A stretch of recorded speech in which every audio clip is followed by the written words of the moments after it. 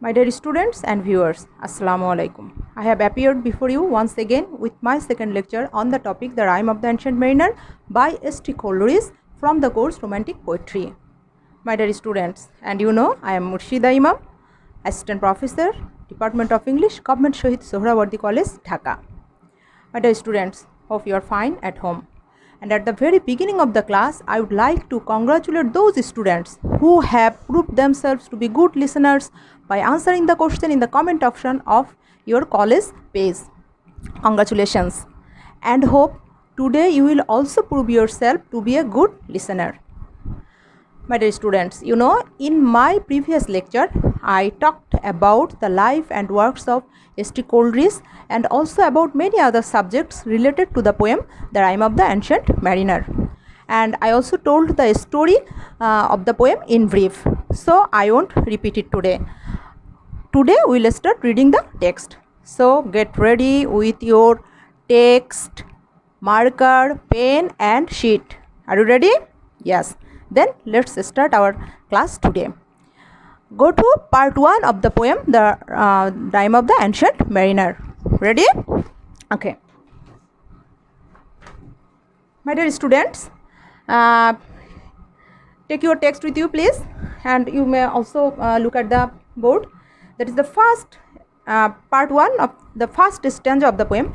It is an ancient mariner, and he stopped one of three by thy long grey beard and glittering eye.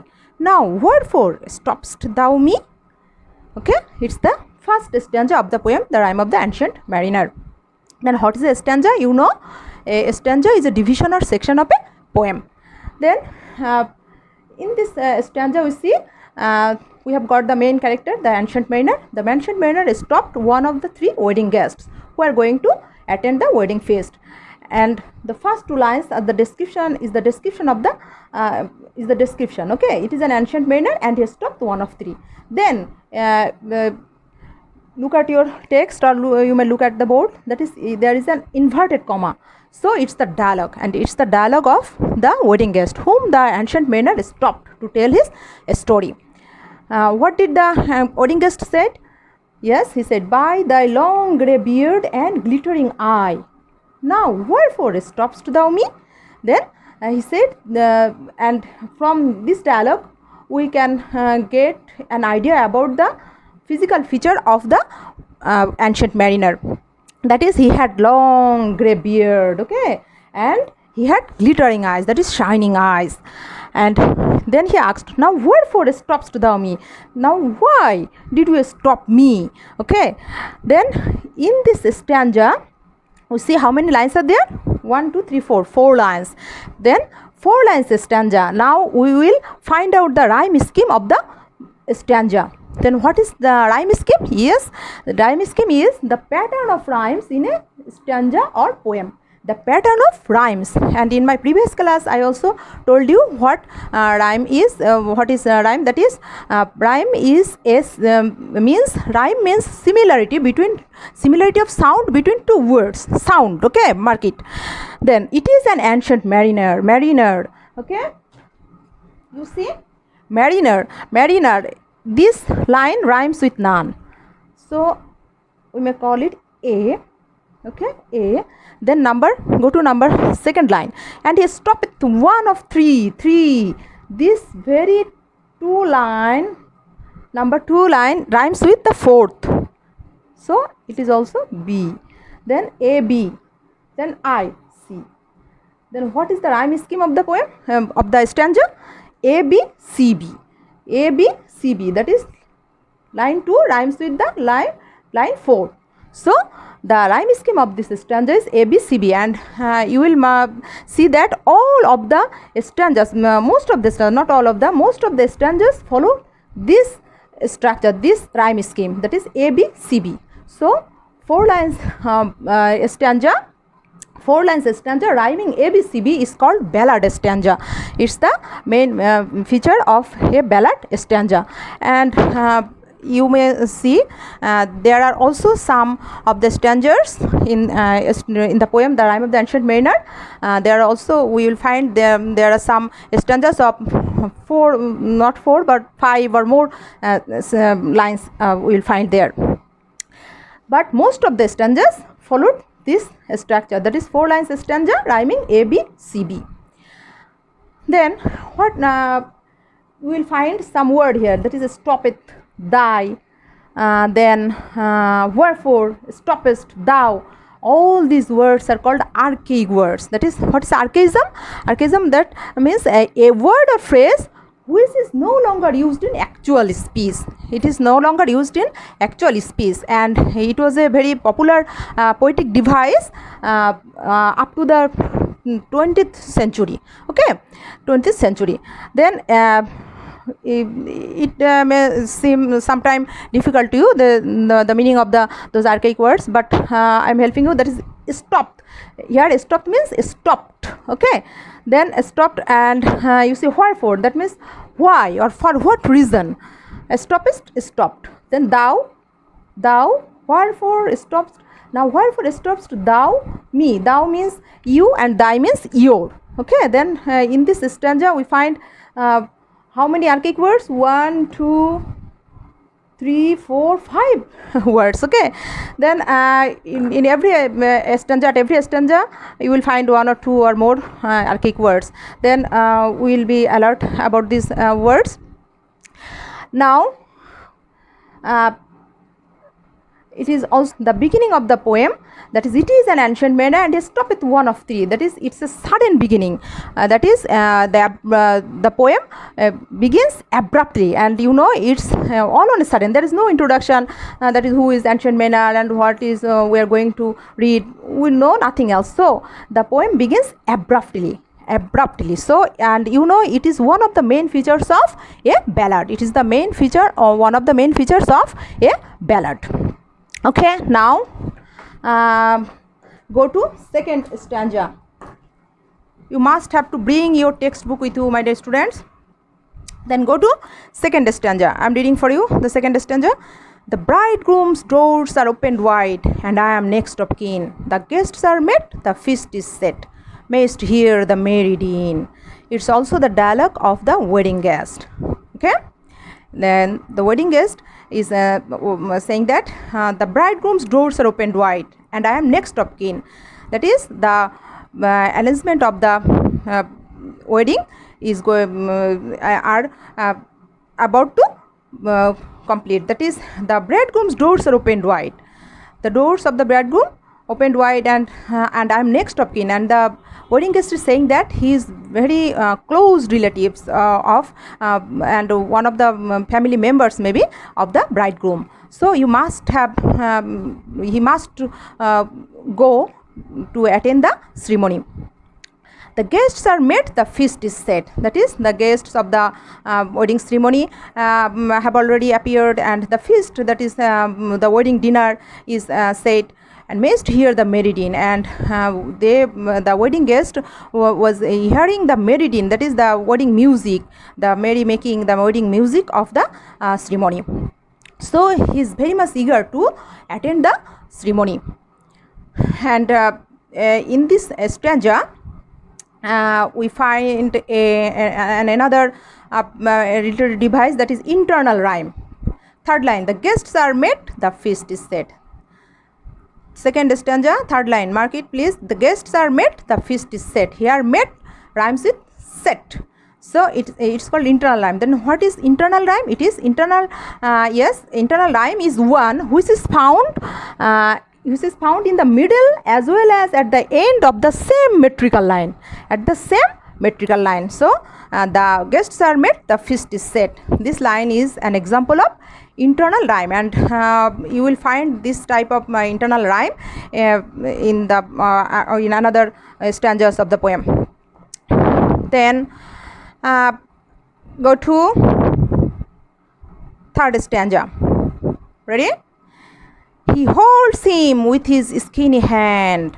There was a sheep, quoth he. Hold off, unhand me, grey beard loon.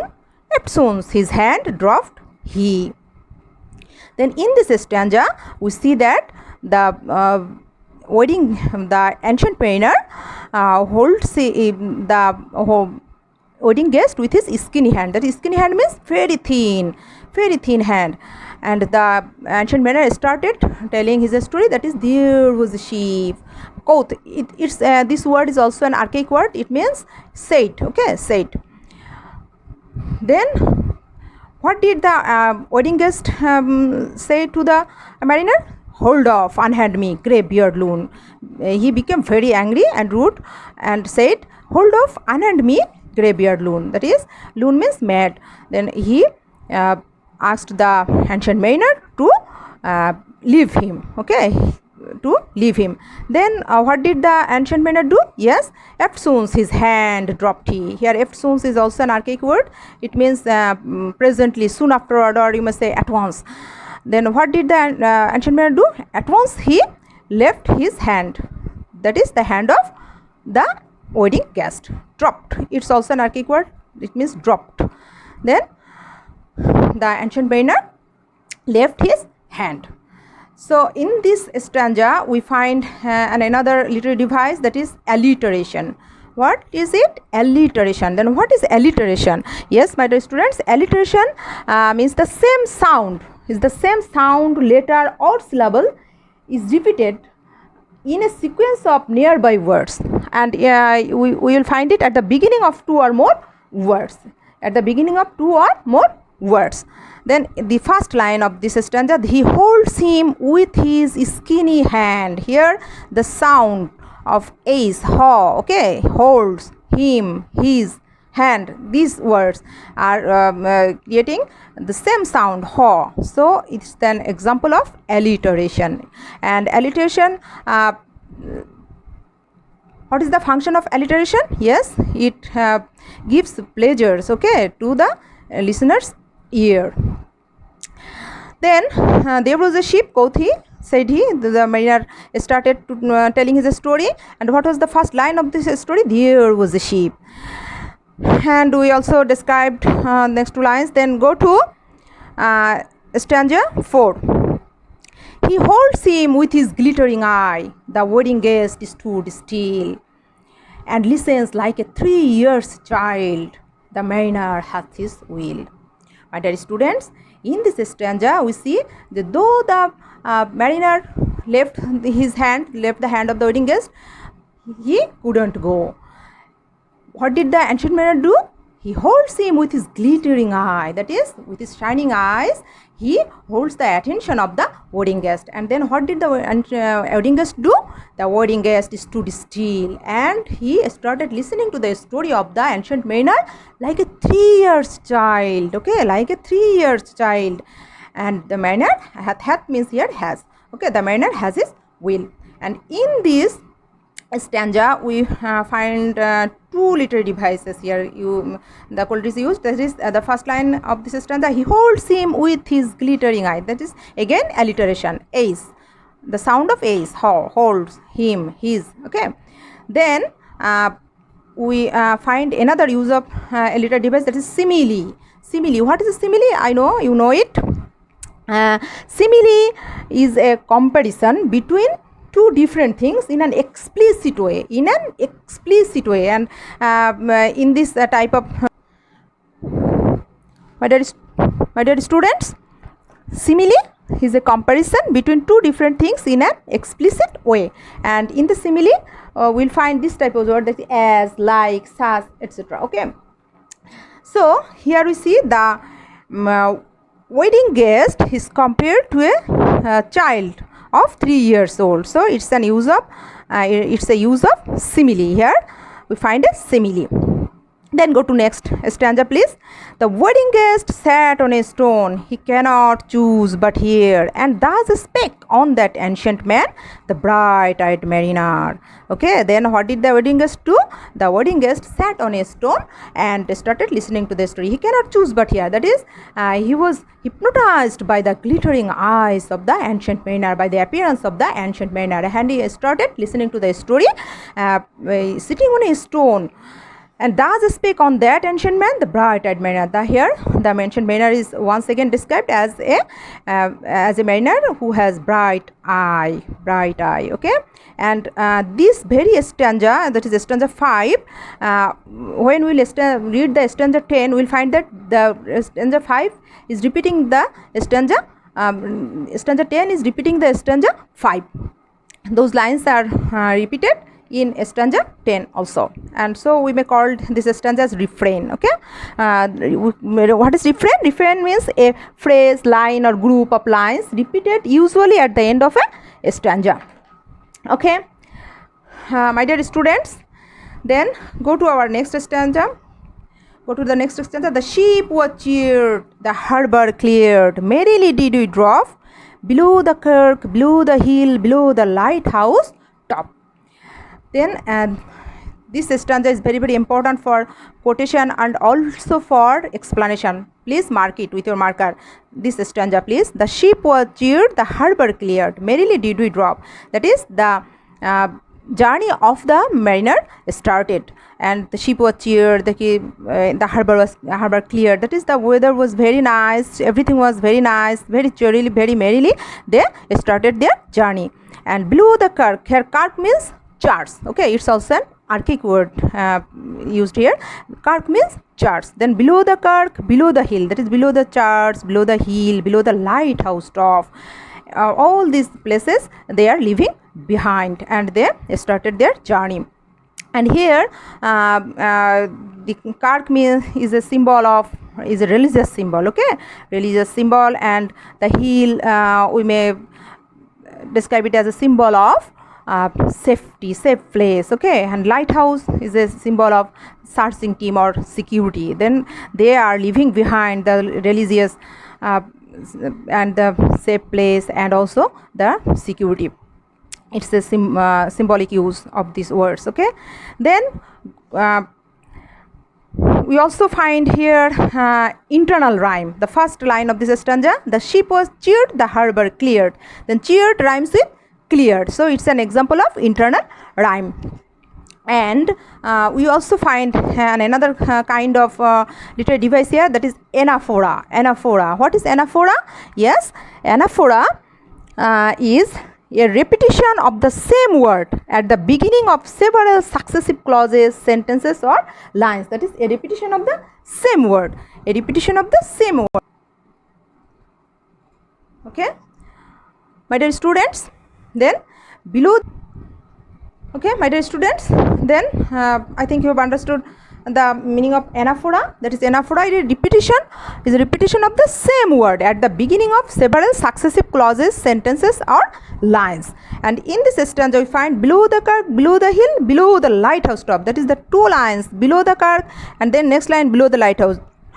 We find the use of words below twice. Okay, so it's an example of anaphora. Okay, my dear students, then go to next stanza. The sun came up upon the left, out of the sea came he, and he shone bright, and on the right went down into the sea. And in this stanza we see that the sun is here personified. Then what is personification? Yes, my dear students, you know it. That is, personification is, what does personification mean? Human characteristics and sensibilities are attributed to animals, plants, inanimate objects, natural forces or abstract ideas, and it's called personification. That is, in this stanza you see the sun is personified here. The sun came up upon the left, out of the sea came he. It's and the sun is here also symbol of divine justice. Okay, divine justice. And sea is also a symbol of trouble, danger and unknown and unpredictable situation. Then the sun and the sea all are very quiet, and naturally they are helping the sailors to start their sails.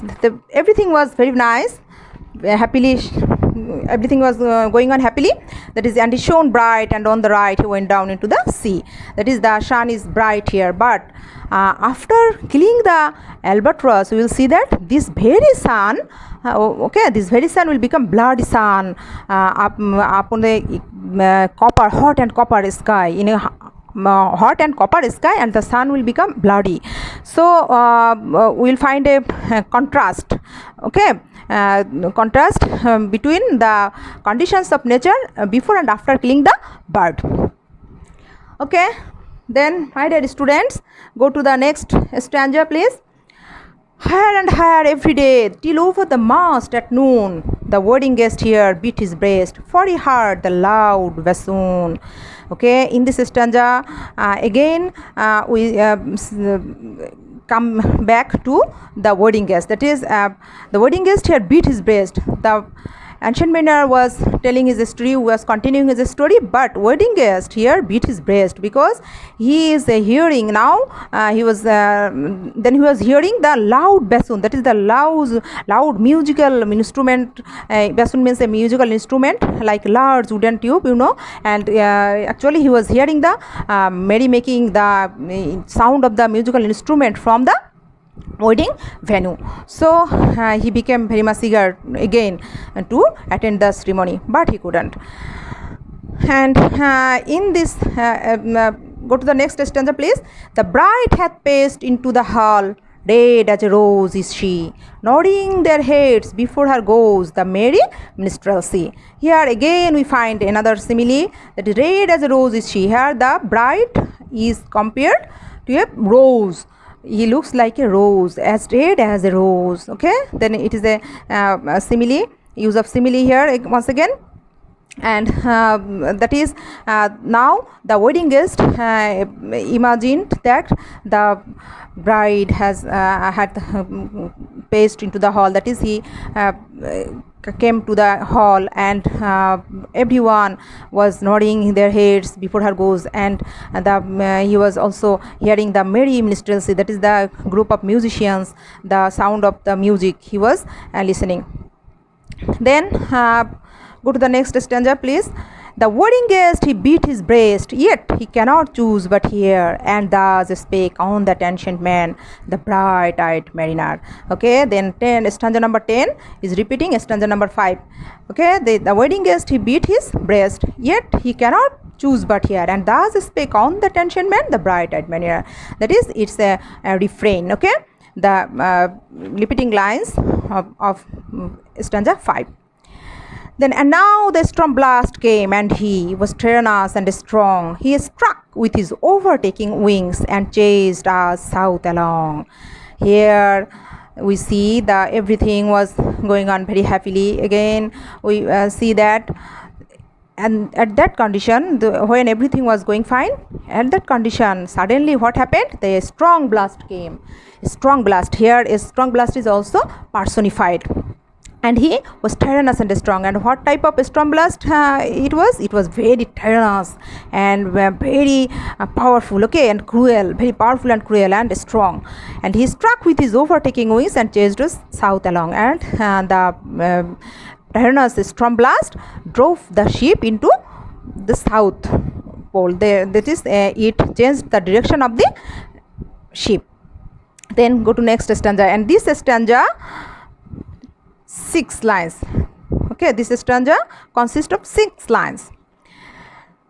With sloping masts and dipping prow, as who pursued with yell and blow, still treads the shadow of his foe, and forward bends his head, the ship drove fast, loud roared the blast, and southward we fled.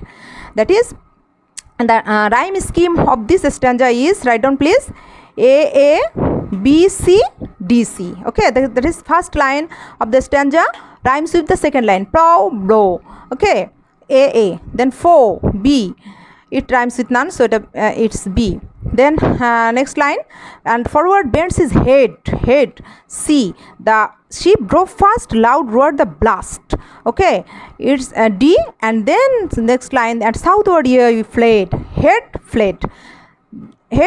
That is, fourth line rhymes with the sixth, so it's also C. So the rhyme scheme of this stanza is A, B, C, D, C.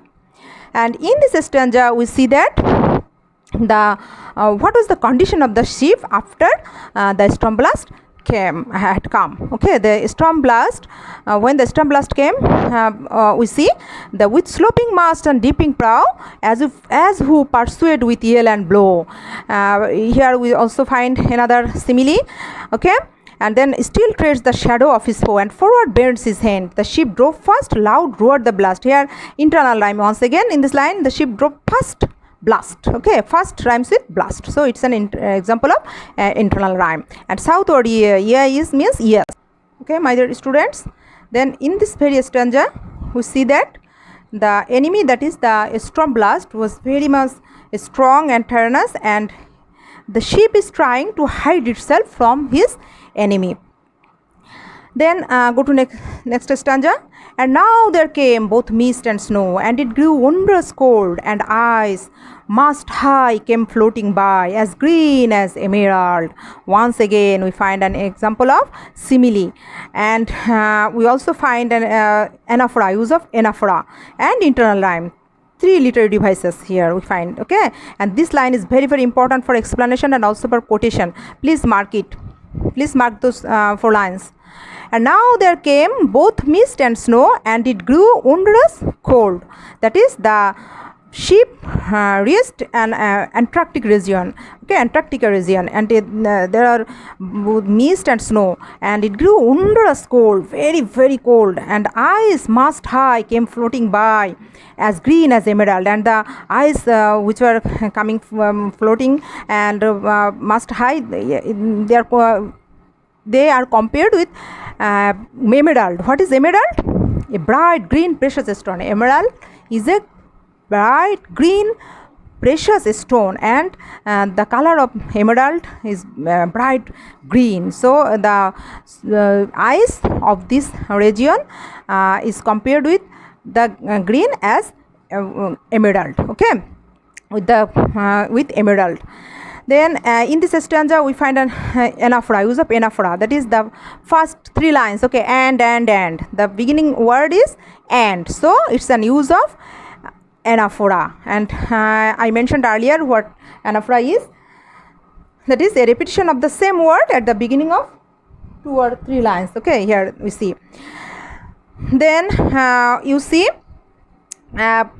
internal rhyme also. And ice mast high came floating by. High by, so it's an use of internal rhyme too. Then go to next stanza. And through the drifts the snowy cliffs did send a dismal sheen, nor shapes of men or beasts we ken, the ice was all between. That is the description of the land of ice. Okay, they as through the drifts the snowy cliffs. Here is use of internal rhyme. You see, drifts, cliffs. Okay, masses of floating ice. Through the mass of floating ice, what did they say? Did send a dismal sheen, that is a depressed shine, and nor shapes of men nor beasts we can mean here see. Okay, then the place is so lonely that they couldn't see, though so misty and so cold that there was no living being there. They saw no living being there, nor shapes of men nor beasts. Okay, the ice was all between, that is there was only ice and ice. Then go to the next para. The ice was here, the ice was there, the ice was all around. It cracked and growled and roared and howled like noises in a swound. These lines are very important for explanation, and you will have to use it as a quotation. Okay, so you have to learn by heart those lines. Okay, the ice was here, the ice was there.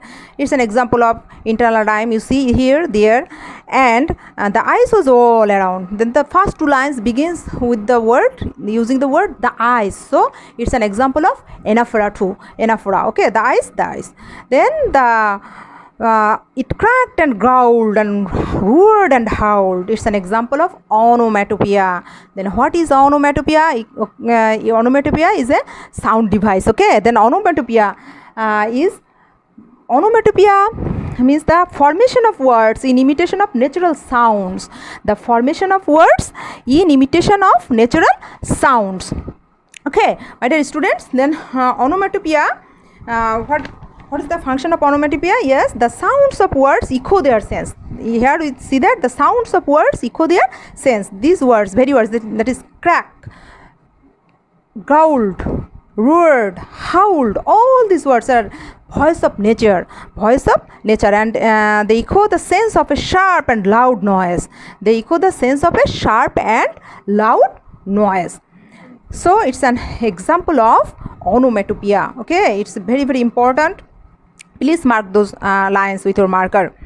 And then, okay, my dear students, here we also find the use of simile, that is like noises in a sound.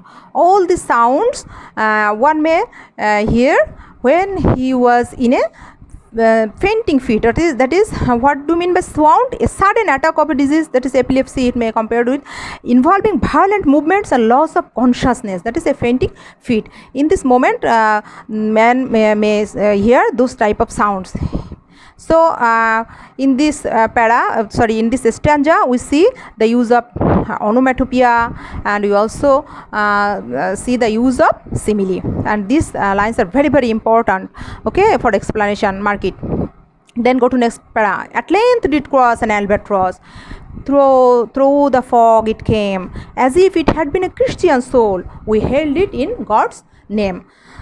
Then we see that at that very bad condition, there came an albatross, a bird of good omen, a long sea bird, okay, an innocent bird, and albatross is a symbol of innocence, and also it's a holy bird, and through the fog it came, as if it had been a Christian soul. Here also we see the use of simile. The albatross is compared to a Christian soul, that is he may be a messenger of Christ, and we hailed it in God's name, and the sailors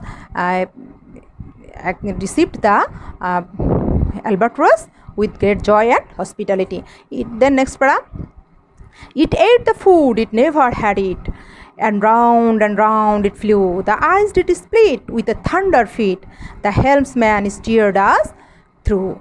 Then we see that the albatross came to the ship, and the sailors gave it food, and round it flew, and that is the albatross was enjoying its time with the sailors. And what did happen to the nature then? That the ice did split with a thunder feet. The helmsman steered us through, that is ice begins splitting, and the journey or the ship once again started. Okay, the ice splitted and it gave way to the ship. After coming the albatross, it happened. So then next prayer. And a good south wind sprang up behind. The albatross did follow, and every day for food or play came to the mariners hello. That is, we see that the weather is helping the sailors. Okay, then they started their journey, and a good south wind sprang up behind, and the albatross did follow, and every day for food or play came to the mariners hollow. Every day the albatross came to the mariners hollow. Hollow means empty space inside the ship. He came there, and it came every day there, and he took food and played with the mariners. And here we find also internal rhyme, and every day for food or play, day play. Okay, and all these 4 lines stanza are the rhyme scheme of the 4 lines stanza is A, B, C, B. Okay, follow rhymes with hollow. Okay, line 2 rhymes with the 4. That's so the rhyme scheme of this stanza is also A, B, C, B. The next para. In mist or cloud, on mast or shroud, it paused for vespers 9, whilst all the night through fog smoke white glimmered the white moonshine. Okay, then here marks the word vespers 9. Vespers 9. What do you mean by vespers 9? You know that the church service or prayers in the evening at every night at 9. in the church.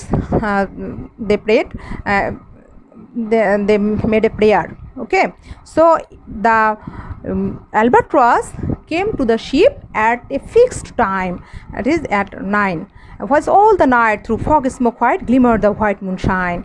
That is, moon is here a symbol of coolness. Okay, coolness. Then we see that the albatross is a very, very punctual bird. He came to the ship at a fixed time every night. Then we see the last para. Okay, the last para of part 1, last stanza of part 1. God save thee, ancient mariner, from the fiends that plague thee thus. Why lookest thou so? With my crossbow I shot the albatross.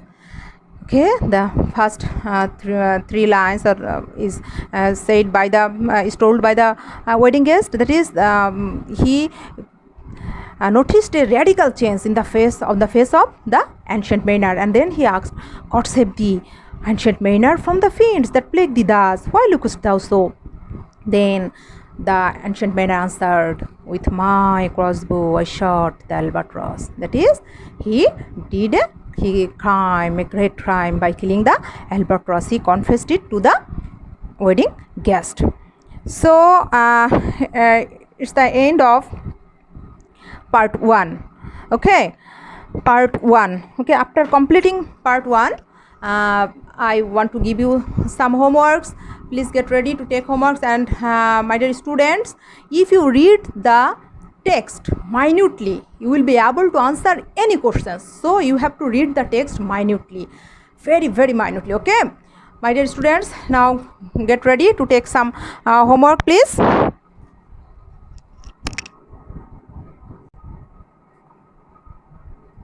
Okay, my dear students, take some homeworks, please. That is question number 1. Write down the summary of part 1 of the poem The Rime of the Ancient Mariner. Then number 2, write short notes on the various literary devices used in part 1 of the poem The Rime of the Ancient Mariner. Okay, then we'll complete, hope you will complete your homework, my dear students. And in our next class we'll discuss, okay, my dear students, in our next class we'll discuss part 2 of the poem The Rime of the Ancient Mariner. And in our previous class I also discussed use of symbols and imagery on that class. Okay, and my dear students, hope all of you are connected with your studies. My dear students, take healthy food, take physical exercise regularly, and take care of yourself and also your family members and also your neighbors. See you again in our next class. Pray for each other. Allah Hafiz.